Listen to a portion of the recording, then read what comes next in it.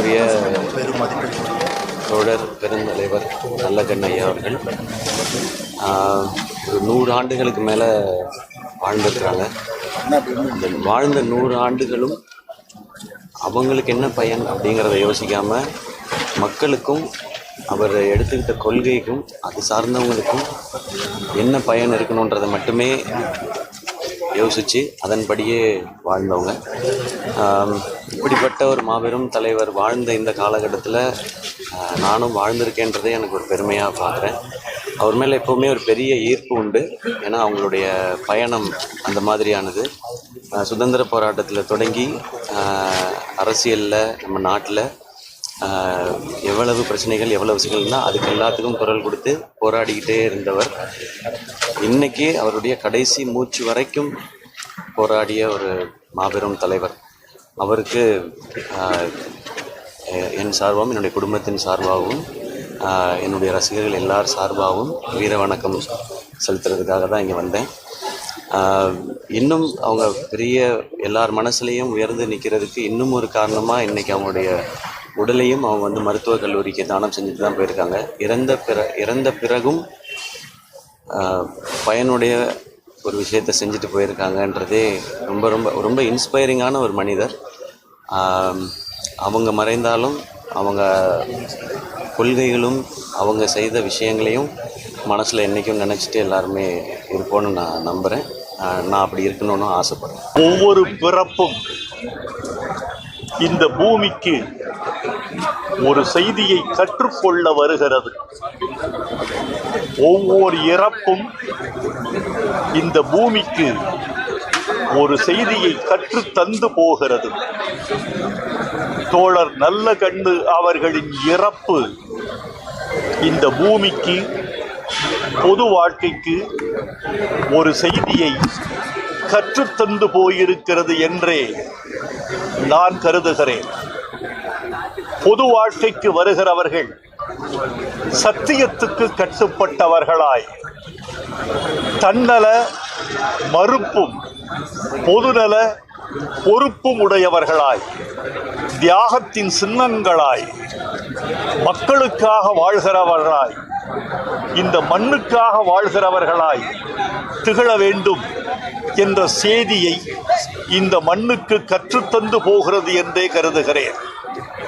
பொது வாழ்க்கைக்கு வருகிறவர்கள் என் உடல் பொருள் ஆவி மூன்றையும் இந்த மண்ணுக்கே அர்ப்பணிப்பேன் என்று சபதம் செய்கிறார்கள். சபதம் செய்கிறவர்களெல்லாம் அதை நிறைவேற்றுகிறார்களா என்ற கேள்வி மக்கள் மத்தியில் நிலவுகிறது. ஆனால் உடல் பொருள் ஆவி இந்த மூன்றையும் இந்த மண்ணுக்கே அர்ப்பணித்த பெருமகன் தோழர் நல்லகண்ணு என்பதற்கு சான்று தர விரும்புகிறேன். அவர் உடலை தந்தார். அவர் உடல் சிறை கம்பிகளுக்கு தந்தார். தடியடியை தோள்களின் மீது ஏற்றுக்கொண்டார். துப்பாக்கி குண்டுகளுக்கு மார்பு காட்டினார். உடல் வாதையை துன்பத்தை அனுபவித்தார். இப்படி மக்கள் நன்மைக்காக உடல் கொடுத்தார். உடல் பொருள் கொடுத்தாரா எனில் பொருளும் கொடுத்தார்.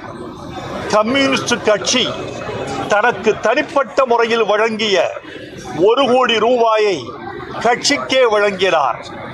தமிழ்நாடு அரசு தகைசால் தமிழர் என்று வழங்கிய விருது தொகை ஒரு 10 லட்சத்துக்கு இவர் ஒரு 5000 சேர்த்து 10,05,000 அரசுக்கே திருப்பி கொடுத்தார். இப்படி பொருளை இந்த மண்ணுக்கு கொடுத்தார். உடல் கிடத்தப்பட்டிருக்கிறதே அவரது உடல், அந்த உடல் கூட அவருக்கு சொந்தமில்லை. அந்த உடல் அவர் குடும்பத்துக்கு சொந்தமில்லை. அவர் உடல் அவர் கட்சிக்கு கூட சொந்தமில்லை. கிடத்தப்பட்டிருக்கிற அவரது உடல் இந்த மண்ணின் மருத்துவத்துக்கு கொடுக்கப்பட்டிருக்கிறது, ஆய்வுக்கு கொடுக்கப்பட்டிருக்கிறது. சராசரி மனிதன் இறந்தால் அவனை மண் தின்கிறது அல்லது எரி உண்ணுகிறது. மண் தின்னாமலும் தீ உண்ணாமலும் தன் உடலை மருத்துவ மாணவர்களின் ஆய்வுக்கு வழங்கிய பெருமகன் கொடையாளன் உடல், பொருள், ஆவி என்ற மூன்றையும் இந்த மண்ணுக்கு வழங்கிச் சென்ற மாமனிதர் தோழர் நல்லகண்ணு. சுற்றுச்சூழலுக்கு பாடுபட்டிருக்கிறார். மணல் கொள்ளையிடாமல் காத்திருக்கிறார். கனிம வளங்களை காத்திருக்கிறார். அவர் புகழை உலகம் பாடும். அவர் புகழை சமுதாயம் சொல்லும். அவர் வாழ்ந்தது 100 ஆண்டு. அவரை மறக்காது இந்த 100 ஆண்டு. அவர் பெருமை வாழ்க, அவர் புகழ் வாழ்க. அந்த மாமனிதரின் இறப்பிலிருந்து இந்த மண் பாடம் பெறுக. பொது வாழ்க்கை தியாகம் பெறுக. பொது வாழ்க்கை நேர்மை பெறுக. நல்லகண்ணு புகழ் வாழ்க என்று வணங்கி என் செவ்வணக்கத்தை தெரிவித்துக் கொள்கிறேன்.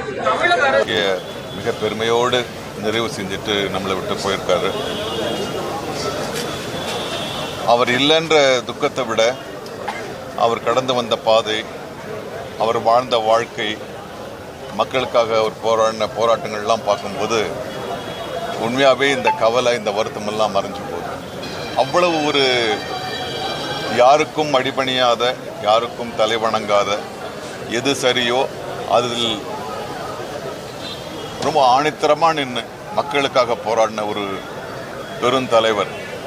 எனக்கு என்ன மகிழ்ச்சியும் பெருமையும்னா, ஒரு 1000 பேருக்கு கூட்டத்தில் நாசர் வாங்க அப்படின்னு கூப்பிடுற அளவுக்கு என்ன அவருக்கு தெரியும். அவருடைய வீட்டுக்கு போயிருக்கேன், பல விஷயங்களை பேசியிருக்கேன். அவர் சினிமா தொழிலாளர்களை பற்றி எப்பவுமே பிரச்சனையாக இருக்க என்ன உங்களுக்கு அப்படின்னு எங்கிட்ட விவாதிப்பார். ஒரு 2 மணி நேரம் அதை பற்றியெல்லாம் பேசணும்.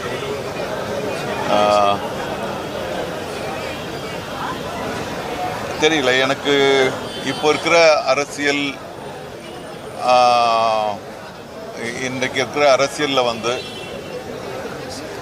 நல்லகண்ணு ஐயா தான் கரைபடாத ஒரு மிகச்சிறந்த ஒரு அரசியல்வாதியாக இருந்திருக்கணும். எனக்கு அவருடைய வாழ்க்கையிலேருந்து ஏதாவது ஒரு விஷயத்தை, அவர் கடைபிடித்த ஒரு விஷயத்தை நானும் கடைபிடித்து அவரை என்னோட தக்க வச்சுக்கணும்னு நினைக்கிறேன். மற்றபடி அவருடைய குடும்பத்தாருக்கு, அவருடைய தோழர்களுக்கு என்னுடைய நெஞ்சார்ந்த